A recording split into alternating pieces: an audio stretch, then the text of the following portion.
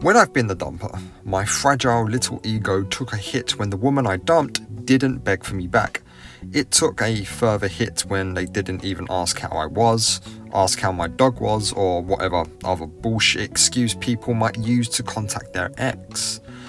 I thought I was in control, but I guess you can say them calling my bluff and giving me exactly what I asked for, the breakup, removed my illusion of control and fucked my ego where the sun don't shine. It was then me who started to reach out to the dumpee because in my head they found it easy to walk away, to move on and to not give a fuck about our relationship.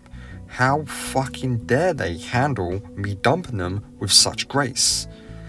Before I get into it, guys, welcome back to the Love Fix. It's Nick, as always, doing my best to get you through your breakups as easily and as healthily as possible. If you like today's video, hit like and subscribe. It'd really help the channel out.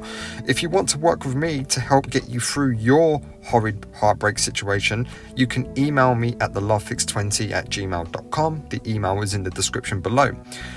Ping me an email and we'll get you booked in for a coaching session and we'll get you feeling better. Although being a dumper sucks, and guys, trust me, it does suck being a dumper, there is an air of control about it. The dumper, as agonized, looked at every angle, convinced themselves the breakup will be easy, and they finally drop the atomic breakup bomb on the dumpee, leaving the dumpee with the emotional fallout. Only, it's not as simple as the dumper first thought. You as the dumpee rejected their offer of friendship, decided to stay no contact to neutralize their effect over you, no matter how fucking hard that was, and you set about rebuilding your emotional foundations. The dumper is now having a great time for 3 to 6 months. That's the relief part of the breakup. The weight of them dumping you has been lifted from their shoulders. They're free to do whatever they want, with whomever they want, and life is good. Until one day, the acquired taste that is reality starts to bite the dumper. They miss the dumpee and the uniqueness they shared with them. Absolute freedom, without anyone to share it with, gets real lonely real quick. What was once euphoria and excitement very quickly becomes dumper's remorse and a yearning for the person they last felt safe with, which was you, the dumpee. This is when the power can shift between the dumper and the dumpee. It is always possible that your ex dumping you was a mistake. If they admit that dumping you was a mistake and they want to work on things, then that's at least worth a coffee and a chat. However, it is also very possible that single life or their plan B hasn't quite worked out, and a very cold chill begins to run down their spine when they realize how lonely their newfound freedom can be. This certainly happened to me as the dumper many times. Despite having a great time, I was still going home to an empty house and an empty bed.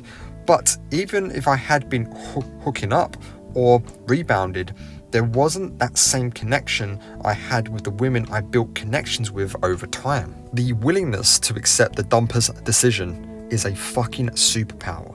The dumper's ego expects you to beg and plead, but all that does is validate the dumper's decision to leave, because let's face it, you were probably needy as fuck. How do I know? Because I have been the needy as fuck guy. But showing the dumper that you are not needy and you can do this with or without them increases your perceived value, makes you more attractive, and the dumper's remorse starts to kick in. I have a video on that, so go check it out. You can just type in dumper's remorse, the Love Fix, and it'll come up.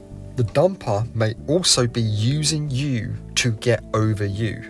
They make you the emotional tampon until someone new comes along to validate their fragile little ego. Again, I'm talking from experience here. But here's the thing with tampons. They're disposable and irritating. They do the job, fill an emotional hole, pun intended.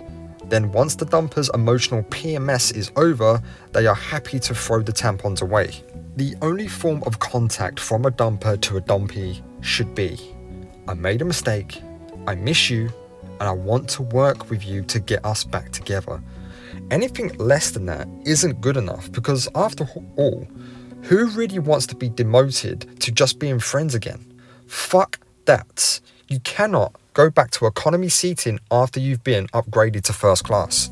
Dumpers can very easily contact you without wanting you back.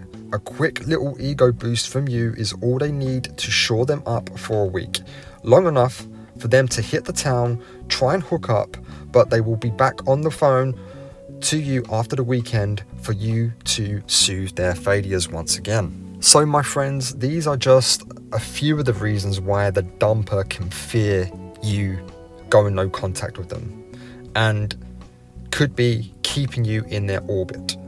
It is important, however, that you maintain strong boundaries with your dumper.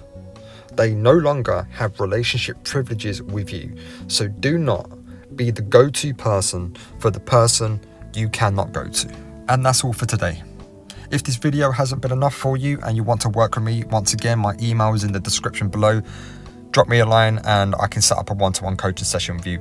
Also, if you want to come and join my wonderful Facebook breakup support group with 15,000 members now, go to Facebook, type in the Love Fix Breakup Recovery, and I'll see you there. At the very least, you can see what I look like.